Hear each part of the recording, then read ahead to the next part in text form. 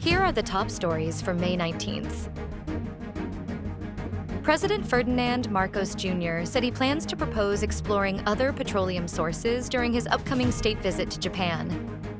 He emphasized that the Philippines needs to be ready for possible global energy disruptions, such as the current conflict in the Middle East.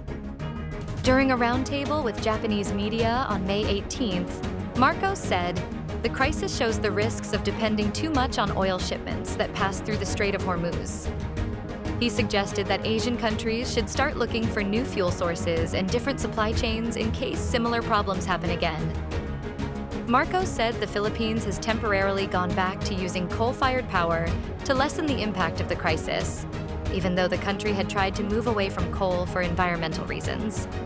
He also thanked Japan for helping the Philippines seek alternative fuel solutions ahead of his scheduled state visit on May 26th. Senator Dela Rosa told the Supreme Court of the Philippines that his request to stop the enforcement of a possible International Criminal Court arrest warrant does not mean he is avoiding accountability. He stressed that any accountability must be grounded in law, and made it clear he is not asking the court to acquit him. In his May 18th reply, Dela Rosa argued that no Filipino should be arrested in the Philippines based on a foreign or international process, unless it is first made enforceable under Philippine law and reviewed by local courts. He said that only the Philippine courts have the final authority over legal matters in the country. Dela Rosa also asked the Supreme Court to issue a temporary restraining order to stop the Department of Justice, Department of the Interior and local government, and law enforcement agencies from arresting or surrendering him based on any ICC warrant, Interpol notice, or foreign request unless there is a valid warrant issued by a Philippine court. During the Manila City Hall Reporters Association Forum on Tuesday, May 19th, National Bureau of Investigation Director Melvin Matibag said the Bureau has leads on where Senator Bato, Dela Rosa, might be. He called on the senator to surrender, saying that as a former Philippine National Police Chief, he should understand how law enforcement operates and should not use his position to avoid accountability. Matibag said the NBI is tracking possible locations where Dela Rosa may be, but declined to provide details for operational reasons. He also named Robin Padilla as a possible source of information, since Padilla was the last person seen with Dela Rosa.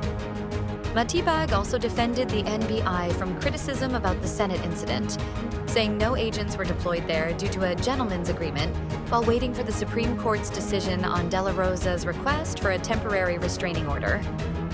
He said Alan Peter Cayetano had assured authorities that the senator would stay under protective custody and would not escape.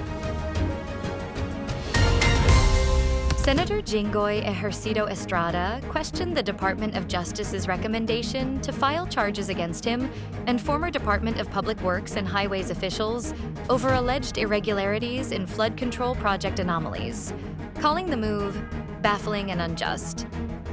He stressed that the Senate Legislative Budget Research and Monitoring Office found no record of his adding items to the 2025 national budget. Estrada said he filed a motion with the DOJ on May 15th to reopen the preliminary investigation and present more evidence. He emphasized the need for due process and fairness before making any conclusions and said he is ready to respond to the allegations through proper legal channels. Assistant Ombudsman Miko Clavano said the DOJ recommended filing plunder, graft, and bribery charges against Estrada and several DPWH officials after investigating alleged manipulation of project details, budgets, and bidding processes related to flood control projects. The Philippine Atmospheric, Geophysical, and Astronomical Services Administration said earlier that the country is now shifting from the dry season to the wet season. More frequent afternoon rains and thunderstorms are signs that the rainy season is about to begin. According to PAGASA weather specialist Benison Estareja, people in Luzon can expect warm and humid mornings, with sudden rains in the afternoon or evening as the weather moves toward the wet season. PAGASA warned that short but intense thunderstorms could still trigger flooding and landslides in vulnerable areas. The rainy season, linked to the southwest monsoon, or habagat, usually begins between late May and mid-June. Stay updated with the latest news. Visit our website at www.mb.com.ph or follow us on social media. Thanks for tuning in to the Manila Bulletin Daily Rundown.